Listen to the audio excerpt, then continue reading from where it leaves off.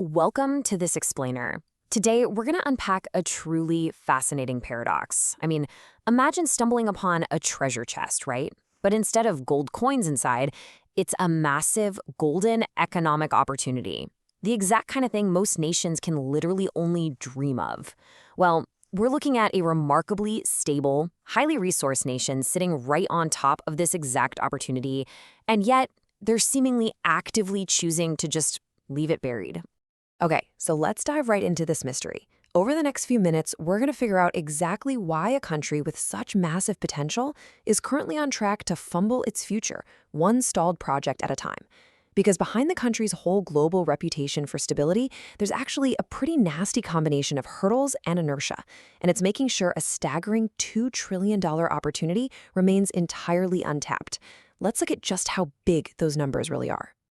Kicking off Section 1. A $1 trillion treasure.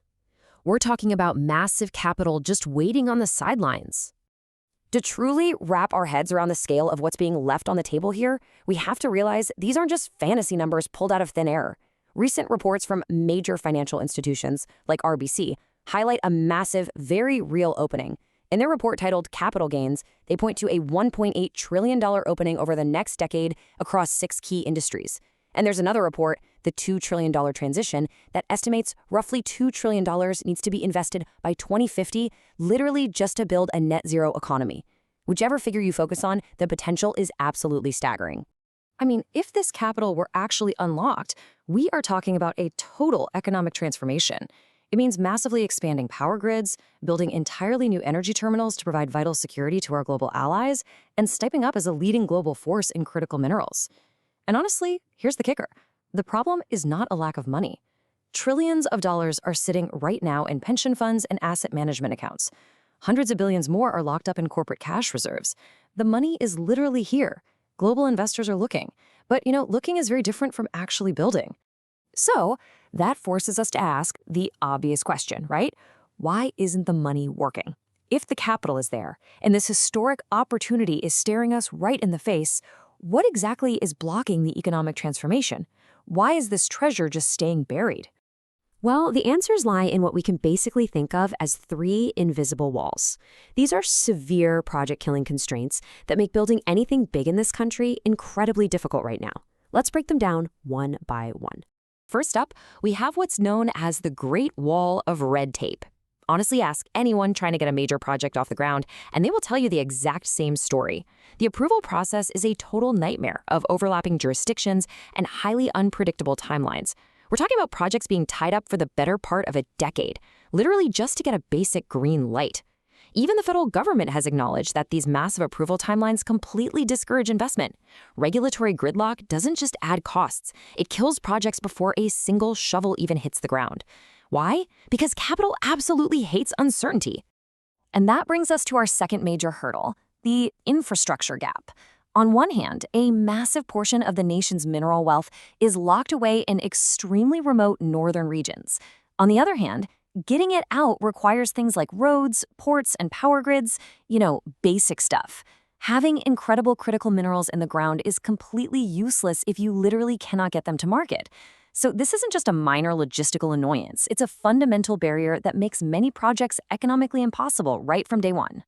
So when you combine that severe red tape with a massive infrastructure deficit, and then you throw in historically weak productivity, you create the third constraint, the hesitant investor. Capital is deeply, deeply cautious. It flows where it's treated best. For years now, this toxic combination of uncertainty and structural problems has sent capital fleeing, actively looking for better, safer opportunities in other countries. Which brings us to Section 2, the critical minerals test case, a real-time look at this whole paradox. If you want to see this paradox play out right in front of us, we don't even have to look back at history, we just need to look at what's happening right now with critical minerals, things like lithium and graphite. Global allies desperately want alternatives to a supply chain that's currently totally dominated by China. They're looking to Canada as a stable supplier, and that alone should generate tens of billions in investment. Yet, the sector is facing a severe capital crunch. It's such a bizarre situation. You've got massive global demand, abundant resources in the ground, and even government programs literally designed to help, but there is still a severe shortage of actual investment funds flowing into these projects. It all builds into a perfect storm.